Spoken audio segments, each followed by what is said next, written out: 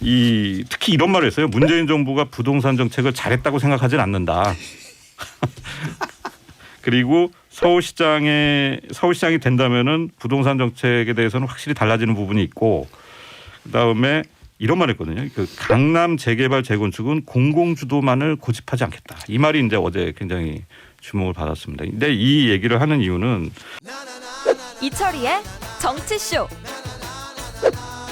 부동산이 핫 이슈인데 서울시장 선거에 나오신 분들은 부동산 관련해서 개발적으로 다 이제 규제를 완화해 주겠다 이렇게 한 목소리 내고 있잖아요. 네. 그래서 아까 우리 김한 기자 쉬는 시간에 정책만 보면 단일화된 것 같은데 왜 이러는 거예요? 이거 부담 안 돼요? 특히 박영선 후보 입장은 좀 부담이 될 것 같은데.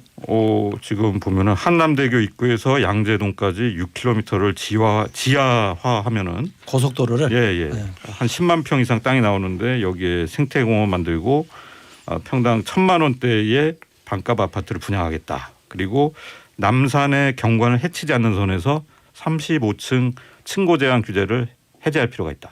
어떻게 안 해쳐요? 그리고 9억 원 이하 아파트의 공시지가 인상률을 10% 이내로 하겠다. 이게 박영선 후보의 지금 그러니까. 공약입니다. 네, 그래서 네. 특히 이런 말을 했어요. 문재인 정부가 부동산 정책을 잘했다고 생각하진 않는다.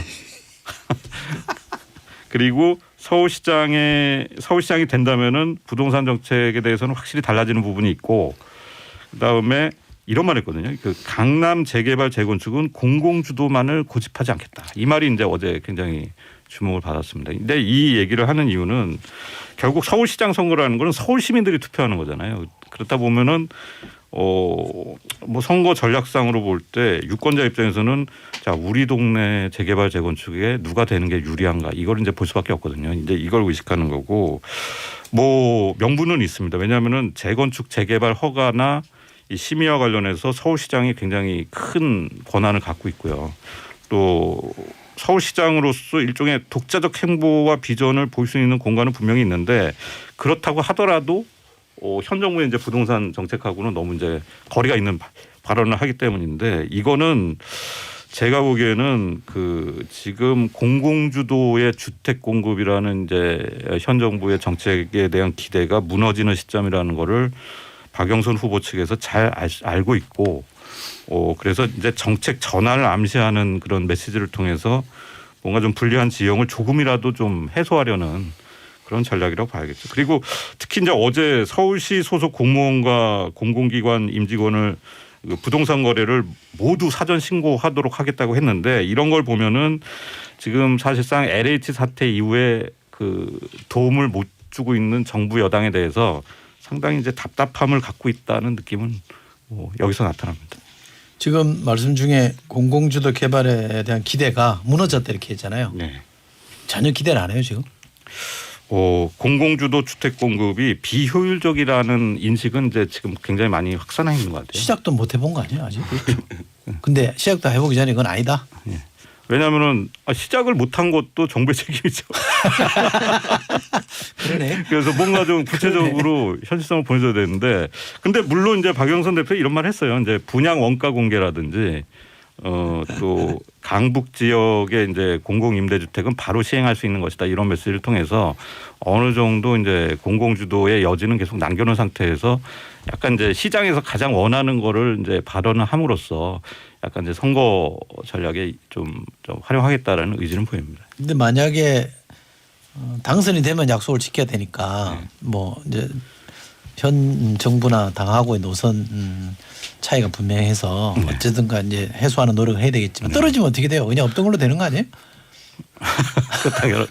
근데 그거 생각해볼 필요 있어요. 이제 고 박원순 시장이 용산 재개발을 언급했다가 굉장히 그 당정하고 큰 갈등을 빚었잖아요. 그때 김현미 장관. 예. 근데 만약에 박성준 장관이 현 정부의 부동산 정책 기조가 변하지 않은 상황에서 시장이 돼서 이 얘기한 것들을 실행하려고 하면 또 분명히 비슷한 갈등이 나타날 거고, 다만 이제 제가 예상하기에는 지금 정부는 대선을 염두에 두고 뭔가 부동산 정책을 범정부적 차원에서 전환할 시점이 있거든요. 사실 지금 재보궐선거 때문에 그게 정리가 안 되는 거지, 재보궐선거가 끝나면은 아마 박영선 장관이 얘기한 대로 뭔가 좀 민간 재건축 규제를 완화하는 쪽으로 정책을 전환할 가능성은 분명히 있습니다. 근데 있어요? 근데 제가 취재해본 바로는 박영선 시장이 어제 발언이 지금 정부 여권하고 이제 사전 조율을 통해서 나온 발언은 아닌 것 같아요. 그냥 아닌 것 같습니다. 그러면 반대로 다른 쪽 살펴보죠. 오세훈 후보도 이러저런 규제 완화를 얘기하고 어떤 리포트를 보니까 목동 같은 경우는 뭐 일주일 안에 내가 시장 되면 사인하겠다. 네. 100일 안에 재건축 재개발 규제를 완화하겠다. 뭐 다 이렇게 가능해요?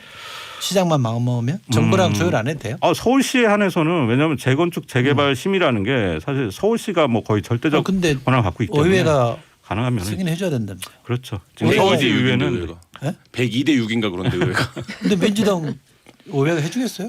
근데 그거를 만약에 지금 시장의 요구가 재건축 재개발 규제 완화에 대한 요구가 강하다면 뭐 당장 막 급격하게 이루어지지 않겠지만 시의회 의원들도 결국은 자기 지역의 민심을 생각할 수밖에 없는 거거든요. 그렇다 보면은 장기적으로는 뭐 그게 유효한 얘기일 수도 있죠. 약간 기울었는데. 근데 이게 지금 엄청 부정적인 효과로 나타나는 게 강남 지역에 특정 단지들이 있습니다. 뭐 압구정 현대아파트라든지 음마아파트라든지 이런 단지들이 그 선거 운동 전이 시작되고 나서 뭐 10억이 오른 데도 있다는 거예요. 지금 벌써.